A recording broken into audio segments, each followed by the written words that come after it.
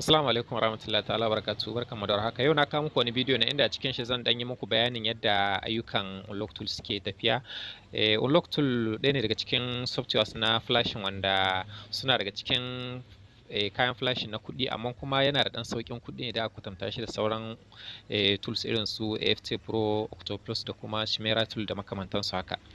So za ku ga ko ɓangaren Samsung haka yana da ƙarfi sosai. Huawei, Oppo ga sunan duka abin nan wanda za ku gani a rubuce yana da ƙarfi sosai. Za ka iya ganin babu model ɗin itel a sama, amma idan ka shiga nan ɓangaren SPD speed room, ka zo nan ka dawo nan ƙasa ka zaɓi brand, za ka ga akwai itel, kuma zai baka zaɓin inda za ka zaɓi model na itel ɗin da kake son ka yi aiki da ita. Gashi na akwai itel da yawa, akwai itel ga suna da yawa, don haka ba babu itel kan shi bane, kuma ba aiki kan itel bane, yana aiki sosai kan itel duka wanda za ku gani, har ma wanda ba ku gani ba, saboda akwai wanda babu sunayensu, amma idan ka yi amfani da chipset insha Allah za ka yi aiki kansu, kuma zai ma aiki yadda kake so kansu.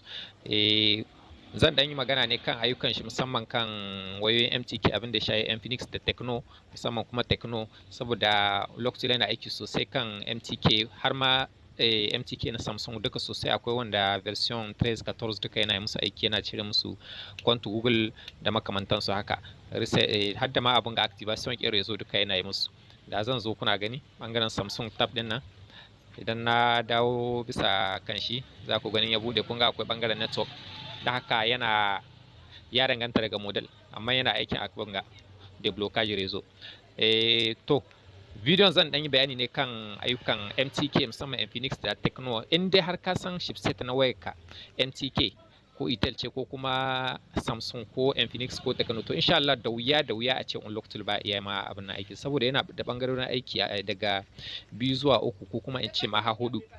Don haka abin da ya kamata na farko ka sani cikin aikinka, wasu sun san yadda ake wasu sun san yadda ake bincike a gano abin nan CPU da ma har da chipset na waya kamin ka fara aiki kanta. Kuma dama mataki na farko shine idan za ka yi ma waya aiki ka san chipset ɗinta, bayan ka san processors ɗinta to ka san chipset ɗinta. Bangare na yadda nake in gano abin nan chipset ɗin waya, akwai hanyoyi 2 zuwa 3 na bangaren shi CPU tukunna, processor kenan. Kamar yadda kuke ganin shi, na san da yawa suna aiki da shi, amma kamar sabin shiga haka aikin flashing ba maki ba san wannan hanyar ba, da haka na ce zan saka shi cikin bidiyon, saboda wanda ba su aiki da shi suna zuwa su je su dauko shi cikin group telegram nan. Misali yanzu da zan zo in jona wayar nan, kuma na riga na buɗa shi, ina jona wayata kan kwamfuta. Inda yana kan kwamfuta da ka buɗa shi, da ka jona waya, kaga yana nuna ga ta nan, ya nuna min cewa model MTK boot room code, kaga ya nuna min wannan wayar cewa MTK ce. Haka da zan cire in zo in ɗauki wata SPD gata, wata waya ce SPD, bari gwanin juna ta ita ma abin da zai bada, amma bon ba ma sai na sake shi ba, kawai bari gwanin juna.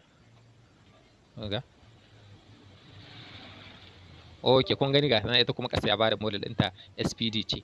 Wannan na application ɗin kenan, ƙaramin application ne, baya da nauyi, amma yana nuna ma kowace kalar waya, in Qualcomm ce, in duka wadda ka jona zai iya baka abin nan model CPU ɗinta.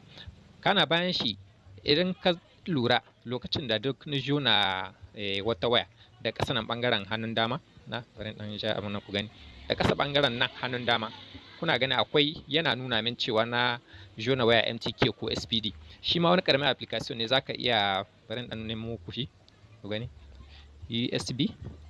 Ok, kun gashi nan USB safely remove. Shi ma zaka iya neman shi ka ɗora shi kan kwamfutar ka. Insha Allah duk lokacin da ka jona waya MTK ko kuma Qualcomm ce ko kuma SPD ce, duka zai nuna ma ita cikin sauki.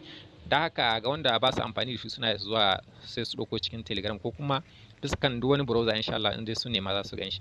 Wannan kenan. Bayan haka nan, idan kuma so ne kake ka je yanar gizo kenan, bisa kan internet ka nema ta nan ma za ka iya zuwa ka nema. Idan kuma saman yanar gizo ne zaka nema, kama internet kenan, zaka iya nema, zaka iya buɗe browser ɗinka. Misali kun gana ina bisa Google Chrome, ina son misali in nemi specification, bayanai, cikakken bayanai na waya kenan, ta yadda za ni ganin har da CPU ɗinta da kuma chipset ɗinta. Misali zan ɗauki misali kan BF set, sai in zo in yi CPU type, sai in tura.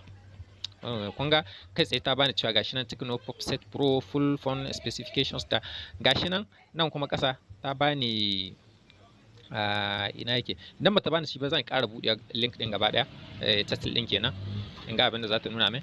Kun gashi ta bani duka bayanan waya har da nan ɓangaren chipset gashi nan ta ce min MediaTek ce MT 6710 Helio Avande. Wannan kenan. Dan kuma zan zo in sa wani model wanda ba MTK bane.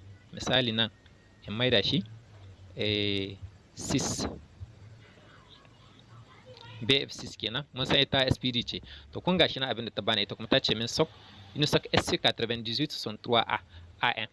Bala to kun ga a duk lokacin da ka riga ka samu bayanan waya, ka fahimci processors ɗinta, processor ɗinta kuma da kuma chipset ɗinta, to ka gama aiki kanta. Ko ma wani irin tool ne, ba wai abin nan unlocktool ba ko kuma wani software na daban, ko ma wani iri ne nake tawa ne ko na kuɗi ne, to insha Allah cikin sauki za ka yi aikin ta. Yanzu zan dawo bisa kan unlocktool. Yau gashi na buɗe unlocktool kamar yadda kuke gani, ina bisa kan Tecno tab ne. Kun ga tun karon farko gashi ta ce min Tecno 2023 MTK preloader 1. Nan da zan diba nan, kuna gani daga gashi nan akwai chipset da dama wanda suka kumshi wannan ɗin rubutun na farko, haka shi ma na biyu.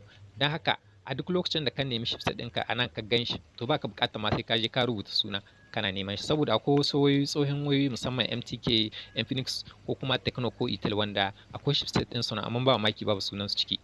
Kenan duk lokacin da ka riga ka samu chipset nan, kawai saka ɗaya daga cikin su waɗannan zaka inda ka ga chipset ɗinka sai ka dawo ka yi aikin ka. Gashi nan broom mode, saboda Tecno MTK ana yi musu aiki ne kan hanyoyi 2 zuwa 3 ko kuma in ce 4. Akwai broom mode, akwai preloader mode, akwai kuma diagnostic mode, akwai kuma IDB mode. Okay, yanzu kun ga misali gashi nan wannan ɗin ya ce min broom mode ne kawai ake aiki kan wannan tab ɗin, generic MTK preloader. Gashi nan inda ku ga ya sa jan nan da nake taba, kun ga duk ja ne gashi nan. Amma da zan je in saka wasu manyan wayoyi, misali B J set. Okay, kun ga shi ita ya nuna min MTK ce ga tawa MT 6765, amma ya nuna min preloader mode. Me yake ne preloader mode? Preloader mode idan za ka yi ma waya aiki kan preloader mode, wasu ba maki sun sani, amma kamar bakin aiki wanda ba su jima cikin aiki ba, idan za ka yi ma waya aiki a preloader mode, za ka ne ka jona ta haka, ka jona ta kawai, ba ka danna komi ba, kuma za ka bar ta a kunne ko kuma a kashe, sai ka zo ka danna aikinka. Bayan ka shigar da ainihin zaɓinka, sai ka zo ka danna. Idan wannan ne za ka yi preloader erase FRP, za ka hida mata account Google ko kuma wani unlock bootloader ko kuma relock bootloader ko kuma factory reset. Za ka yi lansan operation ɗin ne, sai ka zo ka danna waɗannan biyu madannai na kunnawa da na rage ƙara da kuma na da na ragewa da na ƙara, sai ka danne su gaba ɗaya tare. Za ka ga wayar ta tashi da kanta, ta ja ta shiga cikin aikin da ka sata, ta shiga aikin da ka ba. Haka ake aiki preloader mode. Ga kuma wanda ya kasance broom mode. Broom mode kuma wasu ku na san watakila sun sani, amma ga wanda ba su sani ba, ga broom mode na SPD shi kadai ne ake dannawa, biton na rage volume, sai ka jona wayarka bayan ka yi lansan operation ɗinka. In kuma Tecno ne, MTK ce, infinix ce, Tecno ce ko kuma itel ce, kuma Samsung, inda aka ga an rubuta broom mode, to wannan zaka danna biyu, amma kafin ka jona USB cable ɗinka, zaka danne su biyu, sai ka zo ka jona wayarka, zaka ga waya ta ja tana cigaba. Haka ake aiki kan broom mode da kuma preloader mode. Idan ka ga wannan baka samu wannan zaɓi ba, inda zaka yi aiki babu preloader mode, babu kuma me yake cewa broom mode, to inda MTK ce zaka dawo wannan bangaren MediaTek din nan gashi, inda kuka ga na maido abin nan gashi, kuna zawa nan kawai zaka zabi preloader mode, sai ka zo ka zabi gashi nan akwai model da dama, akwai Vivo, Samsung, Infinix, duka ga su nan gashi nan. Sai ka zabi Infinix, Tecno, itel V1 ko kuma V3 har ka zo ka samu V3 ɗinka har kai daidai da inda kake bukata ta ma aiki, ta ma aikinka. Ko kuma lokaci ma akwai irin abin nan shinuwa wanda China ne, kawai zaka zo da ka dawo nan bangaren MTK din MediaTek, zaka danna erase FRP ko kuma ka zabi aikin da yake so kai, insha Allah zaka ta ma aikin shi. Wannan kenan. Haka ko baka dawo nan ba, akwai bangarorin preloader man gashi nan. Idan na dawo bisa ga Tecno kenan, za ku ganshi nan ma akwai shi gashi nan. akwai V1, V2, V3 da Tecno custom, wanda in akwai bukata zaka dauko ko wani DA file ko makamantan shi haka zaka dauko wa kai aikin ka. Wannan kenan. Sannan na yi magana kan wanda suna hawa kwamfuta amma babu su sunayen su duka gaba daya. Wannan abin da zaka yi musu aiki kawai zaka dawo ne na bangaren ADB. Amma kafin nan sai ka zo ka yi activate functionality debugage USB.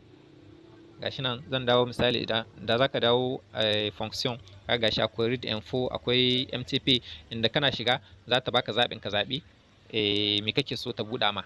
Haka kana danna nan bangaren YouTube din nan kai selection inda akwai waya jone kawai za ta buɗe ma Chrome ne. Direct za ta je ta buɗe ma Chrome, sai ka sa ɗaya daga cikin waɗannan website din da zan dora ma. Gashi nan akwai vnrom, .net, flash bypass, akwai kuma frp file, akwai frproms.com, duka dai suna da dama wanda kaga kana iya shiga ciki ka bude, sai kana buɗa sai ka sa wannan lambobin na ADB étoile gaz 85 gaz, automatic zaga ta bude ma ADB. Bayan ta bude ma wata tana ja kai tsaye, wata kuma ba za ta ja ba, sai kaga sai ka dawo nan ka shiga nan inda aka ce ADB din nan, kawai zaka dawo kai rs frp generic, kana yin shi insha Allah zaka ga ta wuce in FRP ne kake. Saboda akwai wasu zaka ga irin ko China na MTK ne ko kuma baka dai san mata kamaimai model ɗinsu ba ko kuma chipset ɗinsu. To insha Allah kana dawowa nan zaka yi mata aiki inda tana hawa. Da haka da unlocktool baka buƙatar dole sai ka samu sunan waya kan unlocktool ɗin ka aiki da ita ka aiki kanta. Haka yake tafiya. Ok, insha Allah zan ci gaba da bidiyon, amma bidiyon ya yi tsawo don haka zan dan takaita nan, sai dai bidiyo na gaba insha Allah zan ci gaba da kawo muku bayani kan unlocktool. A gode. Da haka ina shawartar musamman ga wanda sabin shiga aikin flashing ne, suna iya sayan wannan software su gwada shi wata 3, wata 6, akwai kuma na shekara 1. Yana da dan saukin kuɗi da aka kwatanta shi da sauran software irin su FT Pro da kuma gashi nan wani Chimera tool, Octopus da makamantan suna da tsare idan aka kwatanta da shi, kuma yana ayyuka da yawa wanda sai su suke yi. Sannan kuma ko bangaren Samsung idan ka duba zaga ko Samsung da dama wanda unlocktool yana musu aiki, kuma mahi yawa dai in dai kaga waya unlocktool baya ya aiki kanta to yana gani sai dai irin su Chimera ko kuma ga Saba sai kuma ga Server.